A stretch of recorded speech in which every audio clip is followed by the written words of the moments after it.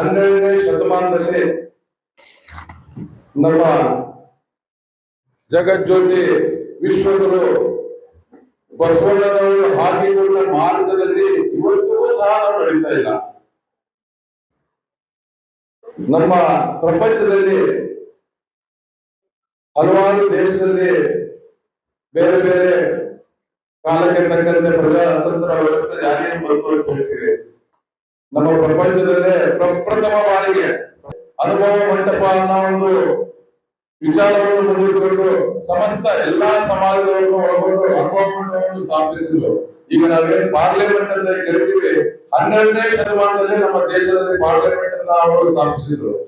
ಇಂಥ ಒಂದು ಖ್ಯಾತಿ, ಇಂಥ ಒಂದು ಜಗಜ್ಯೋತಿ ನಮ್ಮ ಬಸವಣ್ಣನವರ ಒಂದು ಆಗಿನ ಕಾಲದಲ್ಲಿ ಅವರು ಮಾಡಿರ್ತಕ್ಕಂಥ ಸಾಧನೆಗಳು ಇವತ್ತು ನಮ್ಮ ಕೇವಲ ನಮಗೆ ಅಲ್ಲ, ನಮ್ಮ ವಿಶ್ವಕ್ಕೆ ಒಂದು ಮಾದರಿ ಅಂತ ಹೇಳ್ತೇವೆ.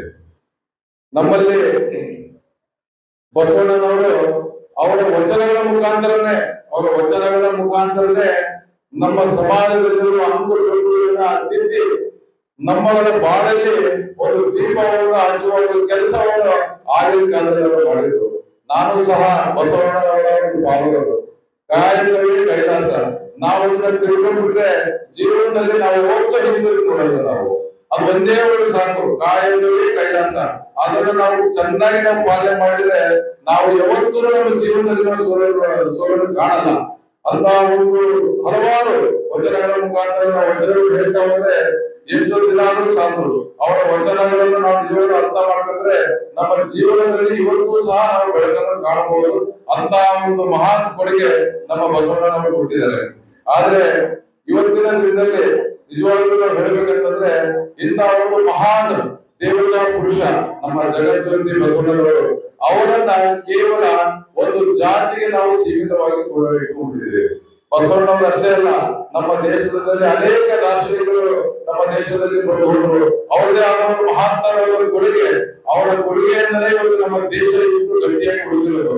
ಆದ್ರೆ ದುರದೃಷ್ಟಕರ ನಮ್ಮ ಮಾನವ ಜೀವಿಗಳು ನಾವೆಲ್ಲರೂ ನಮ್ಮ ಸ್ವಾರ್ಥಕ್ಕೋಸ್ಕರ, ಕೇವಲ ನಮ್ಮ ಸ್ವಾರ್ಥ ಸಾಧನೆಗೋಸ್ಕರ ಜಗದ್ಗುರು ನಮ್ಮ ಬಸವಣ್ಣನವರಾಗಿರ್ಬೋದು, ಅಂಬೇಡ್ಕರ್ ಬುದ್ಧ ಆಗಿರ್ಬೋದು, ಮಹಾವೀರ ಆಗಿರ್ಬೋದು, ಎಲ್ಲರೂ ಕೇವಲ ಒಂದು ಜಾತಿಗೆ ಸೀಮಿತ ಮಾಡಿಕೊಂಡು ಎಲ್ಲೋ ಒಂದು ಕಡೆಗೆ ಬಸವಣ್ಣನವರಿಗೆ ನಾವು ಅವರ ಒಂದು ವಿಚಾರಧಾರೆಗೆ ನಾವುಗಳೇ ಅಪಮಾನ ಮಾಡ್ತಾ ಇರೋದು ನನಗೆ ಅನಿಸುತ್ತೆ.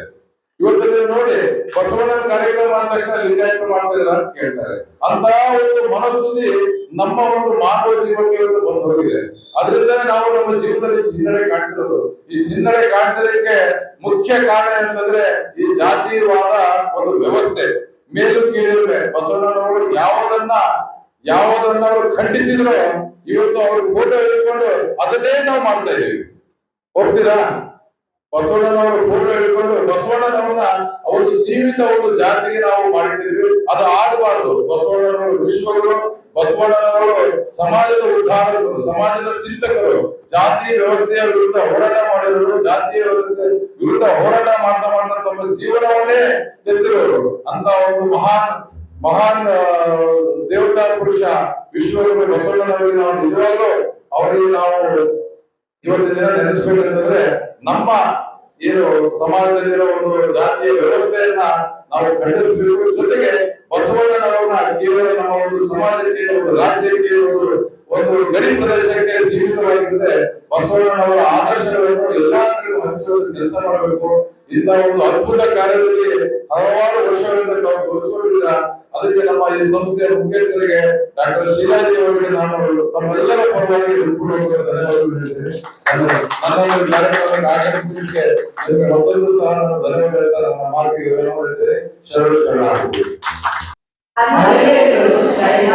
ಯೂಟ್ಯೂಬ್ ಚಾನೆಲ್ಗೆ ಸಬ್ಸ್ಕ್ರೈಬ್ ಮಾಡಿ, ಲೈಕ್ ಮಾಡಿ, ಕಮೆಂಟ್ ಮಾಡಿ, ಶೇರ್ ಮಾಡಿ.